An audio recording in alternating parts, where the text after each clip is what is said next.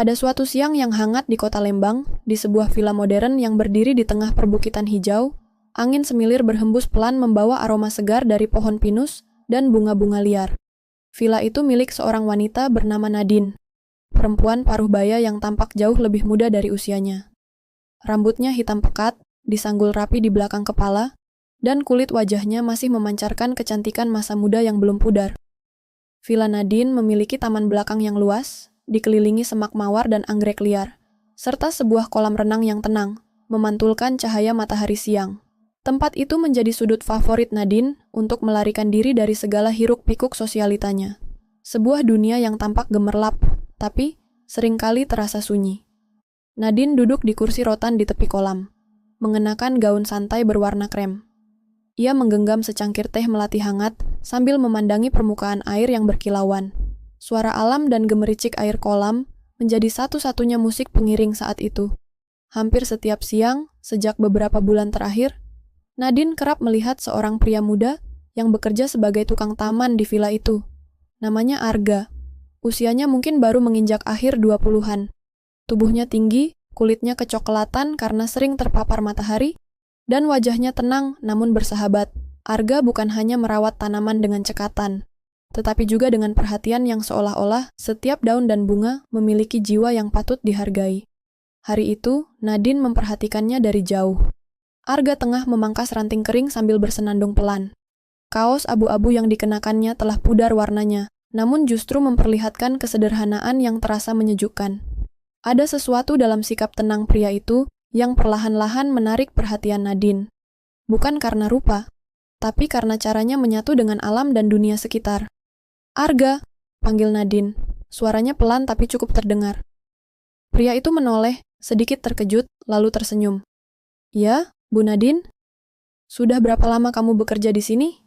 Arga mendekat sambil mengusap keringat di dahinya. "Baru sekitar 5 bulan, Bu. Tapi saya sudah mulai merasa tempat ini seperti rumah." "Begitu ya?" Nadine tersenyum lembut. "Aku juga merasa begitu. Tapi, kadang rumah bisa terasa sepi meskipun tidak kosong." Arga terdiam sejenak, matanya menatap wajah Nadine yang seolah menyimpan 1000 cerita.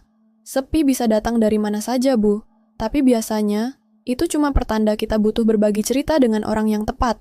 Kata-katanya sederhana, namun menghantam lembut ke dalam benak Nadine. Entah sejak kapan, dia mulai menantikan momen-momen ketika bisa sekadar menyapa Arga. Ada kenyamanan yang sulit dijelaskan. Arga tak pernah banyak bicara, tapi saat ia bicara, selalu ada ketulusan di dalamnya. Matahari mulai condong ke barat, bayangan pohon-pohon pinus mulai memanjang.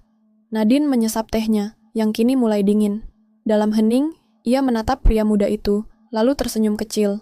Untuk pertama kalinya dalam waktu yang lama, villa itu terasa lebih hidup. Hari-hari di villa itu berlalu perlahan namun menyenangkan.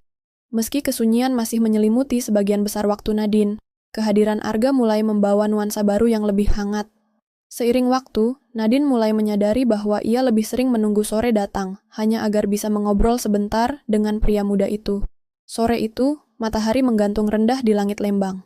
Langit berubah jingga keemasan, dan hawa sejuk mulai turun menyelimuti taman belakang villa. Nadine duduk di bangku batu di dekat kolam, memegang buku yang sejak tadi belum terbuka. Matanya terus mencari-cari sosok yang kini terasa familiar. Arga. Tak lama, pria itu muncul dari sisi taman, membawa selang kecil yang dililit rapi di tangannya. Ia melambaikan tangan saat melihat Nadine. "Senja yang indah, Bu," sapanya sambil menghampiri. "Indah sekali," jawab Nadine, kali ini dengan senyum yang tulus. "Tapi akan lebih indah kalau ada teman ngobrol." Arga tertawa kecil dan duduk di sisi bangku, menjaga jarak yang sopan. "Apa Ibu sedang membaca sesuatu yang menarik?" "Tidak benar-benar membaca," katanya sambil menatap halaman kosong.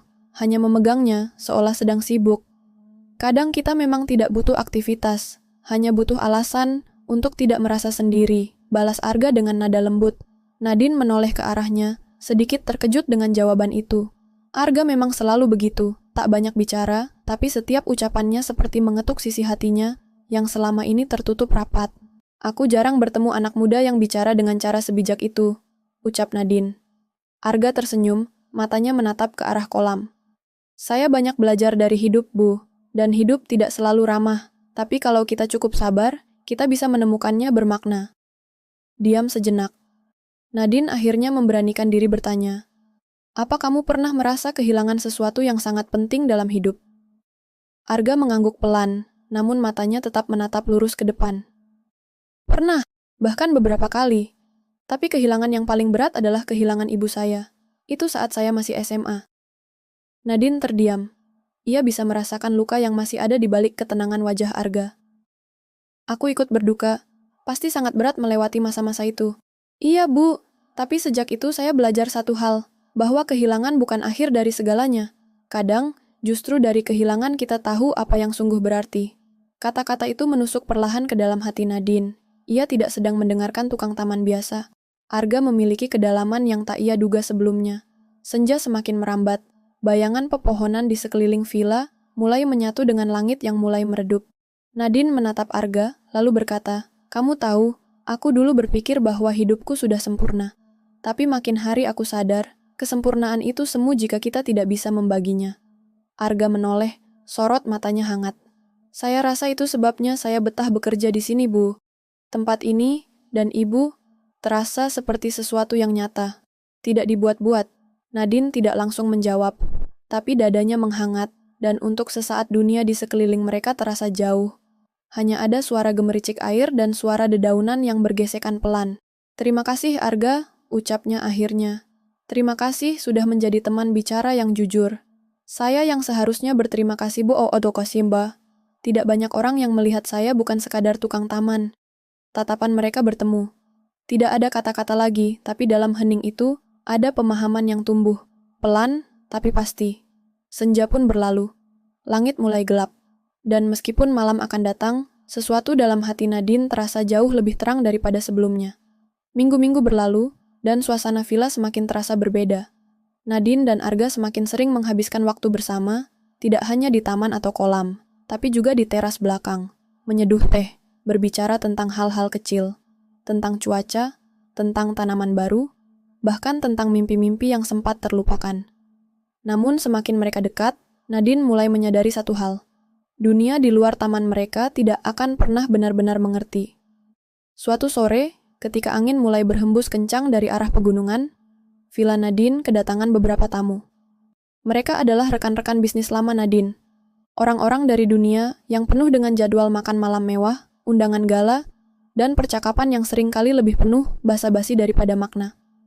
Salah satunya adalah Dimas, seorang direktur keuangan di perusahaan yang pernah bekerja sama dengan keluarga Nadine. Pria mapan itu sudah lama menunjukkan ketertarikan pada Nadine, meski Nadine selalu menjaga jarak dengan sopan.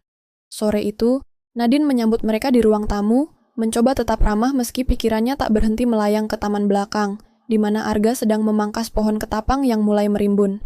Dimas menoleh ke arah jendela besar yang menghadap kolam, lalu berkata, "Siapa pria muda itu? Saya lihat dia sering ada di sekitar villa, bahkan waktu terakhir saya mampir." "Oh, itu Arga. Dia merawat taman dan kolam di sini," jawab Nadine dengan nada tenang. Dimas mengangkat alisnya. "Tampaknya hubungan kalian cukup akrab ya?" Pertanyaan itu tidak frontal, tapi nadanya cukup jelas untuk membuat Nadine tersentak. Namun ia hanya tersenyum kecil. "Saya menghargai orang yang bekerja dengan hati." Dimas tertawa kecil, entah mengejek atau sekadar basa-basi. Tapi Nadine tidak nyaman. Untuk pertama kalinya, ia merasa ruang pribadinya terusik. Setelah para tamu itu pamit, Nadine keluar ke taman dengan langkah cepat. Arga sedang duduk di tepi kolam, membasuh tangan di air jernih. "Arga!" panggil Nadine, suaranya pelan namun tegas. Arga menoleh dan segera berdiri. "Ada yang bisa saya bantu, Bu?" Nadine diam sejenak, matanya menatap kolam, bukan Arga. "Hari ini, aku sadar satu hal. Mungkin aku terlalu terlena dalam ketenangan di sini, dan lupa bahwa dunia tidak selalu bisa menerima apa yang terasa benar di hati." Arga tidak langsung menjawab. Ia hanya berdiri diam, mencoba memahami arah pembicaraan itu. "Aku tidak ingin kamu jadi bahan omongan," lanjut Nadine, suaranya bergetar sedikit. "Aku tahu kita tidak pernah melanggar apapun, tapi kedekatan kita bisa disalahpahami." Kini Arga yang menarik napas dalam-dalam. "Saya tahu, Bu Nadine, sejak awal saya sadar perbedaan antara kita, tapi perasaan saya tidak pernah dibuat-buat." Nadine menoleh padanya. Matanya menyimpan kebimbangan, tapi juga kelembutan. "Aku tidak menyangkal apa yang kita rasakan, Arga. Tapi aku juga tidak bisa membohongi diriku sendiri bahwa ada banyak hal yang tidak sederhana. Arga mendekat selangkah. Saya tidak pernah meminta lebih dari momen-momen ini. Duduk di sini, bicara dengan ibu, merasa dihargai. Itu sudah lebih dari cukup. Tapi jika ibu ingin saya menjauh, saya akan pergi. Kata-katanya sederhana, tapi dampaknya menghantam hati Nadine seperti badai. Ia memejamkan mata sejenak, menahan gejolak di dadanya. Lalu berkata, "Aku tidak ingin kamu pergi. Aku hanya ingin kita jujur bahwa hubungan ini bukan tanpa resiko." Arga mengangguk. "Saya tidak takut risiko, Bu. Saya hanya takut kehilangan kesempatan untuk merawat seseorang yang membuat saya merasa hidup." Mereka saling menatap, lama, dalam diam yang dipenuhi emosi yang tak terucapkan. Saat itu, langit berubah kelabu. Angin membawa aroma hujan yang hampir turun. Tapi di antara mereka, sesuatu justru menjadi lebih jelas. Batas yang selama ini memisahkan mereka, usia, status, dunia yang berbeda, mulai mengabur. Yang tersisa hanyalah dua jiwa yang saling melihat, saling menemukan, dalam cara yang tidak bisa dijelaskan oleh siapapun. Beberapa hari berlalu sejak perbincangan terakhir Nadine dan Arga di tepi kolam. Meskipun tak ada kata perpisahan, suasana di antara mereka terasa berubah. Mereka masih bertemu setiap sore di taman, masih saling menyapa dengan senyum yang tulus, namun ada jeda yang menggantung di antara mereka. Sebuah keheningan yang menyimpan banyak rasa. Nadine merenung lebih sering dari biasanya. Ia duduk di ruang kerjanya yang menghadap taman, memandangi Arga dari kejauhan sambil menggenggam cangkir kopi yang sudah dingin. Dalam hatinya, ia tahu bahwa perasaannya kepada pria itu bukan sekadar keterikatan emosional sementara. Arga telah membawa sesuatu yang hidup kembali dalam dirinya. Hal yang selama ini terlupakan. Kehangatan, keberanian untuk merasa, dan mungkin cinta yang datang dalam bentuk yang tak terduga. Suatu pagi yang cerah, Nadine memberanikan diri berjalan ke taman, mencari Arga yang sedang memangkas semak lavender di sisi barat. Arga menoleh saat melihatnya, lalu berdiri dengan sedikit gugup. "Selamat pagi, Bu," sapa Arga. Nadine tersenyum.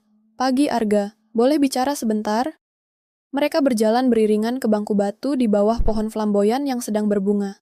Dedaunan merah oranye berjatuhan pelan, seakan menjadi latar dari momen yang akan sulit dilupakan. "Aku sudah lama memikirkan ini," kata Nadine perlahan. "Tentang apa yang kita alami, tentang perasaan ini." Arga hanya menatap, menunggu dengan sabar.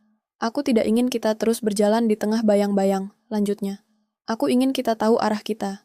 Tapi aku juga sadar bahwa jika kita memutuskan untuk bersama, jalan itu tidak akan mudah." Arga mengangguk, lalu menjawab dengan suara pelan. "Saya tidak berharap jalan yang mudah, Bu. Saya hanya berharap jalan yang jujur. Selama ini saya tidak pernah menyesal mengenal Ibu, dan saya tidak akan menyesal jika harus berjalan di samping Ibu, apapun risikonya." Nadine menunduk, matanya berkaca-kaca. "Kamu tahu, aku pernah punya segalanya. Uang, koneksi, gengsi, tapi semua itu terasa kosong. Bersamamu, bahkan ketika kita hanya duduk diam, aku merasa lebih utuh." Arga mengulurkan tangan dan menyentuh punggung tangan Nadine dengan lembut. "Saya juga merasa begitu, Bu Nadine. Tapi, kalau saya boleh jujur, saya bukan siapa-siapa. Saya tak punya latar belakang yang akan diterima orang-orang dalam dunia Ibu. Tapi kamu punya sesuatu yang tidak dimiliki siapapun di dunia itu," jawab Nadine dengan suara gemetar. "Kamu punya ketulusan, dan aku tidak ingin kehilangan itu." Diam sejenak, hanya angin yang berbicara di antara mereka.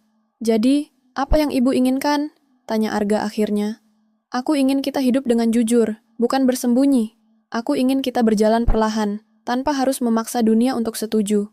Tapi aku juga tidak ingin menyangkal hati kita," ucap Nadine.